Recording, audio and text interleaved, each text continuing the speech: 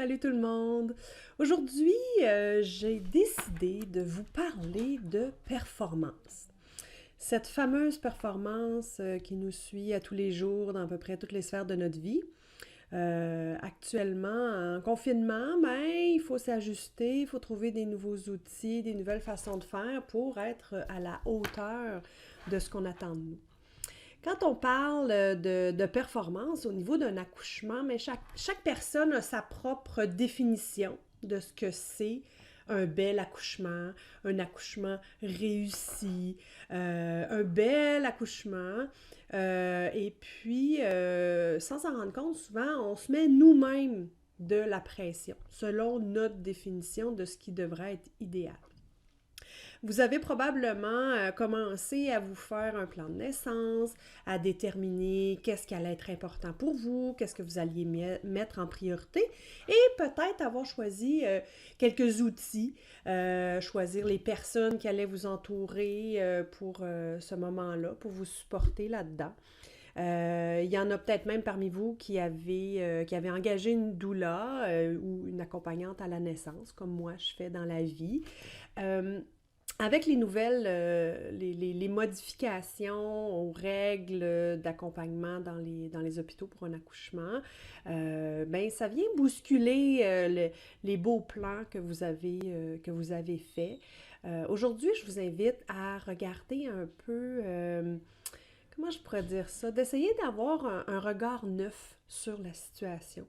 Au lieu de voir le fait, par exemple, que votre doula pourra peut-être pas être présente à votre accouchement, dépendamment de votre date, dépendamment de la situation qui va changer dans le futur et qu'on ignore absolument.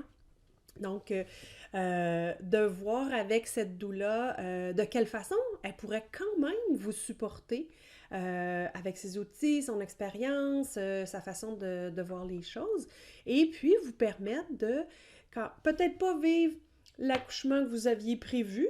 Puis, petit secret en passant, un accouchement, ça se passe jamais comme on a prévu. Ça peut être mieux, ça peut être moins bien, ça peut être juste complètement différent, mais de toute façon, ça va être la naissance de votre enfant et c'est ça qui est le plus précieux. Donc aujourd'hui, ce que je vous demande de faire comme petite réflexion pour faire avancer votre projet de naissance, c'est justement d'essayer de faire des recherches, de voir où est-ce qu'il y a d'autres informations pour peut-être voir les choses différemment. Si jamais vous n'aviez pas du tout pensé avoir une accompagnante, peut-être que ce serait une bonne idée d'y penser parce que là, le stress supplémentaire qu'il y aura en milieu hospitalier à cause de la pandémie, ça se pourrait que vous ayez besoin d'un support supplémentaire, même si c'est un support virtuel. Donc ça, c'est une bonne idée à faire. Donc, que ce soit votre premier accouchement, votre deuxième, troisième, que vous essayez, que vous tentiez un AVAC, il faut vraiment sortir de la performance.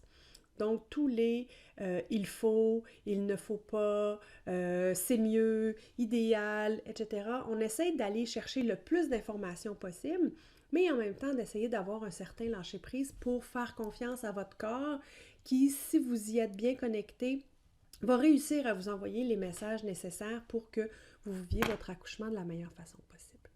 Alors, je vous laisse sur ces paroles pleines de sagesse et si jamais vous avez des questions, vous avez besoin d'avoir une petite conversation plus personnalisée pour répondre à vos questions, bien, je vous invite à aller sur mon site puis prendre un petit rendez-vous d'appel découverte qui est complètement gratuit, puis on pourra regarder ensemble qu'est-ce qui est possible de faire.